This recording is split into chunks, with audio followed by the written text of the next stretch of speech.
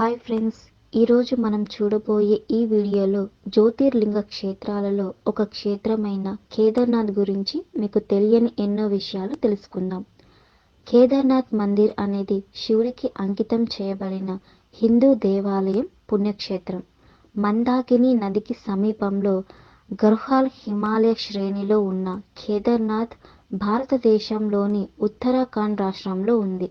తీవ్రమైన వాతావరణ పరిస్థితుల కారణంగా ఈ ఆలయం ఏప్రిల్ అక్షయ తృతీయ, నవంబర్ కార్తీక్ పూర్ణిమ, శరదృతువు పౌర్ణమి మధ్య మాత్రమే సాధారణ ప్రజలకు తెరిచి ఉంటుంది. శీతాకాలం కేదార్నాథ్ ఆలయం నుండి దేవతా విగ్రహాన్ని కిందకి తీసుకువచ్చి ఉక్రిమత్ ప్రదేశంలో తదుపరి 6 నెలల వరకు పూజలు నిర్వహిస్తారు. కేదార్నాథ్ను శివుని సజాతీయ రూపంలో చూస్తారు. ఈ ఆలయానికి నేరుగా రోడ్డు మార్గం లేదు. గౌరీకుండ్ నుండి 22 కిలోమీటర్ల ఎత్తుకు కష్టమైన ప్రయాణం ద్వారా కేదార్నాథ్ ఆలయం చేరుకోవచ్చు. అలా చేరుకోలేని వారి కోసం డోలీ సేవ అందుబాటులో ఉంది.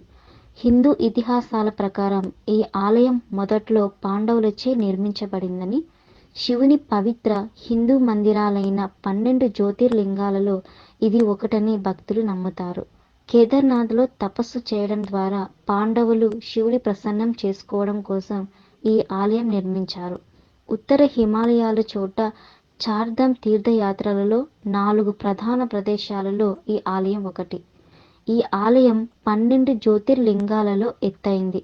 2013లో ఉత్తర భారతదేశంలో అనుకోకుండా సంభవించిన వరదల కారణంగా కేదార్నాథ్ ఆలయ సముదాయం, చుట్టుపక్కల ప్రాంతాలు, కేదార్నాథ్ పట్టణం విస్తృతంగా దెబ్బతిన్నాయి. కానీ ఆలయ నిర్మాణానికి పెద్దగా నష్టం జరగలేదు.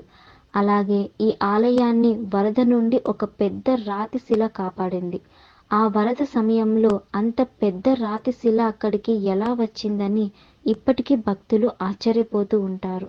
మార్కెట్ ప్రాంతంలోని పరిసర ప్రాంగణాలు, ఇతర భవనాలు భారీగా దెబ్బతిన్నాయి. ఈ ఆలయం గంగా నదికి ఉపనది అయిన మందాకిని నది ఒడ్డున ఉన్న రిషికేశ్ నుండి 3583 మీటర్ల దూరంలో రాతితో నిర్మించి ఉంటుంది. అసలు కేదార్నాథ్ ఆలయాన్ని ఎవరు, ఎప్పుడు నిర్మించారనేది ఖచ్చితమైన వివరాలు తెలియవు. కేదార్నాథ్ అనే పేరు క్షేత్ర ప్రభువు అనే అర్థాన్ని సూచిస్తుంది. ఇది కేదర అంటే క్షేత్రం, నాథ అంటే ప్రభువు అనే సంస్కృత పదాల నుండి వచ్చింది. ఒక వేదాంత వృత్తాంత ప్రకారం శివుడు, నారాయణులు కోరిక మేరకు ఇక్కడ నివసించడానికి అంగీకరించినట్లు కథనం. కురుక్షేత్ర యుద్ధం తరువాత వ్యాస ముని సలహా మేరకు పాండవులు యుద్ధ సమయంలో వారు తమ బంధువులను చంపినందుకు శివుడిని దర్శించి క్షమాపణ కోరుటకు ఇక్కడకు వచ్చారని కథనం.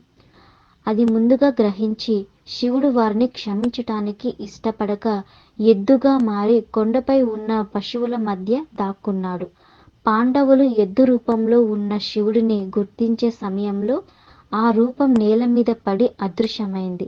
పాండవ సోదరుల్లో ఒకరైన భీముడు శివుని రూపంలో ఉన్న ఎద్దు తోకను పట్టుకొని వారి ముందు హాజరు కావాలని, వారిని క్షమించమని బలవంతం చేశాడు.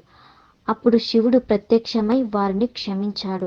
అందుకే వారు చేసిన తప్పులకు ప్రాయశ్చిత్తంగా పాండవ సోదరులు కేదార్నాథ్లో మొదట ఈ ఆలయాన్ని నిర్మించారని ఒక కథనం. శివుడి యొక్క శరీర భాగాలు పడిన 5 ప్రదేశాలు ఈ కేదార్నాథ్లో ఉంటాయి. వాటిని ఒక్కొక్క ప్రదేశంలో ఒక్కొక్క అవయవం రూపంలో శివుడు దర్శనమిస్తాడు. ఈ 5 ప్రదేశాలను 5 కేదారాలు అని, వీటిని పంచకేదర్ అని పిలుస్తారు. అలాగే ఆ ఎద్దు తల పశుపతినాథ్ దేవాలయం ఉన్న ప్రదేశంలో కనిపించింది. సో ఫ్రెండ్స్, చూసారుగా, కేదార్నాథ్ గురించి మీకు తెలియని ఎన్నో విషయాలు తెలుసుకున్నారు కదా. ఇలాంటి మరిన్ని విషయాలను మీరు తెలుసుకోవాలంటే వెంటనే మా ఛానల్ని సబ్స్క్రైబ్ చేసుకోండి.